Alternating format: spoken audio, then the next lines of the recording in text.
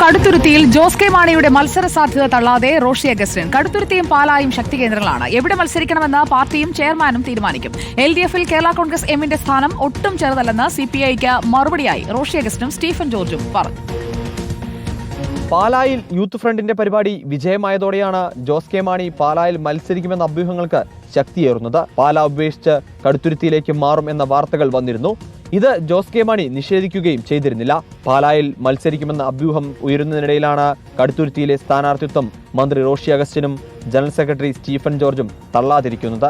പാലായെ നിലനിർത്തുന്നതും സ്വാഭാവികമായും മാണിസാറിന്റെ ഓർമ്മകളിൽ പാലായിൽ ഇന്നും ജോസ് കെ മാണിയുടെ പേരുണ്ടാവും. പാലായും അതോടൊപ്പം കടുത്തുരുത്തി കോൺസ്റ്റിറ്റ്യുവൻസിയും കേരള കോൺഗ്രസ് പാർട്ടിയെ സംബന്ധിച്ചിടത്തോളം ഞങ്ങളുടെ ശക്തമായ രണ്ട് കോട്ടകളാണ്. CPI ജില്ലാ സമ്മേളനത്തിലെ കേരള കോൺഗ്രസ് എമ്മിനെതിരായ വിമർശനത്തിലും ഇരുവരും മറുപടി നൽകി. മുന്നണിയിൽ എത്തിയ ശേഷം LDF-ലുണ്ടായ നേട്ടങ്ങൾ എണ്ണിപ്പറഞ്ഞായിരുന്നു സ്റ്റീഫൻ ജോർജിന്റെ മറുപടി.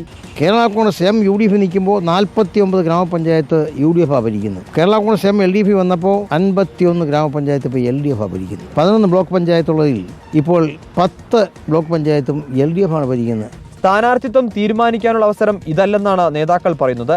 ജോസ് കെ മാണി പാലാ വിടുമോ കടുത്തുരുത്തിയിലെത്തുമോ എന്ന സസ്പെൻസ് തുടരുകയാണ്. റിപ്പോർട്ടർ, കോട്ടയം.